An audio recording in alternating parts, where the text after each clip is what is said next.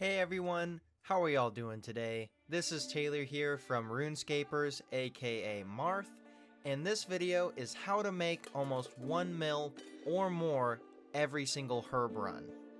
Now, you can probably tell by the title of the video and the thumbnail, level 120 farming is required for this method to make this money.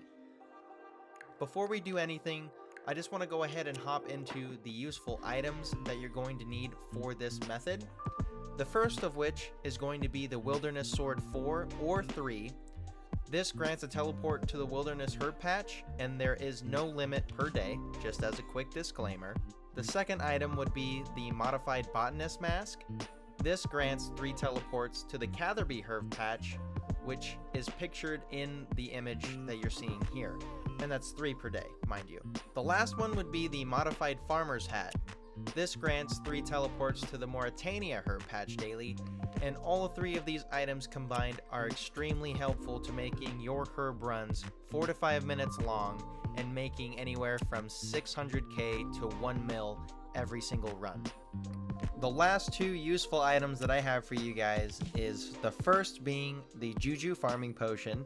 This gives 1 in 3 chance of picking twice the number of herbs from a herb patch for 6 minutes per dose, and these come out to about 8k per dose, so you're definitely making your money back. And as a quick note, if your inventory is full, the extra picked herbs will be dropped onto the floor, so make sure to keep an eye out. The last item is the legendary Green Fingers Aura. This is a tier 5 aura that provides a 15% chance of increased crop yields, and it does not give any extra XP for the extra crops. It costs about 119,000 loyalty points by itself, just as a quick disclaimer. Let's go ahead and hop right into the inventory setup. As you can see on the screen, I have a list of items. We have 1 bloodweed seed, 6 fellstock seeds, 1 Juju farming potion, 1 modified botanist mask, 1 explorer's ring 3 or 4, or whichever model that you have that offers the Cabbage Patch teleport, 1 either regular crystal teleport seed or attuned crystal teleport seed, 1 enhanced Excalibur.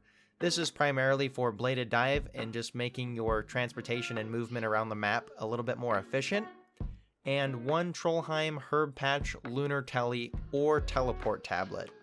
I find myself being on lunar magics pretty much all the time, which is why I personally have the teleport runes rather than a tab.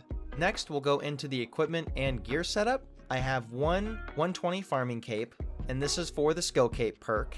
If you don't know what the skill cape perk is, it automatically applies super compost to every single patch that you're going to be planting in while you're wearing the cape.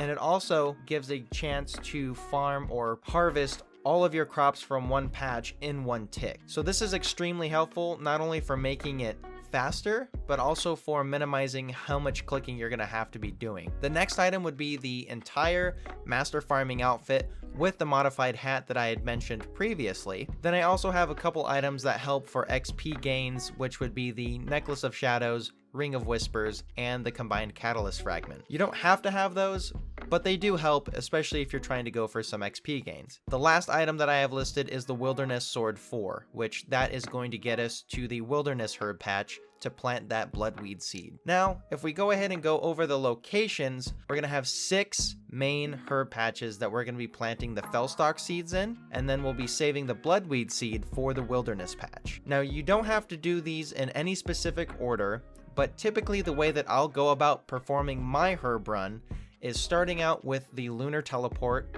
or Trollheim.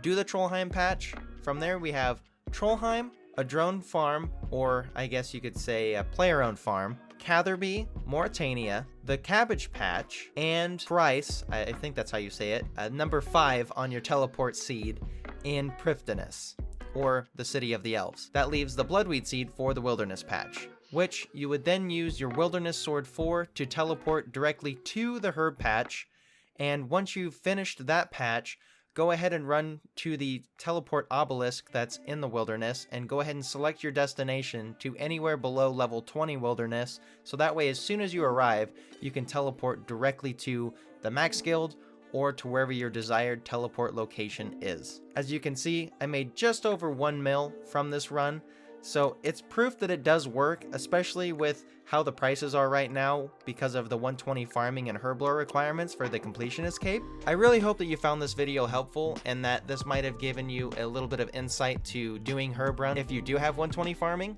You can make insane amounts of money, and I've been trying to keep track of how much I can make per week. So far this week, I have made about 30 mil just from doing 3 to 4 herb runs per day, every day. Go ahead and use this guide and execute. Thank you guys so much for watching this video. If you found it informational or enjoyable, please make sure to click that like button. And if you haven't seen our content before, make sure to subscribe. That's all I have for you guys this video. Thanks again for watching, and we'll see you in the next one.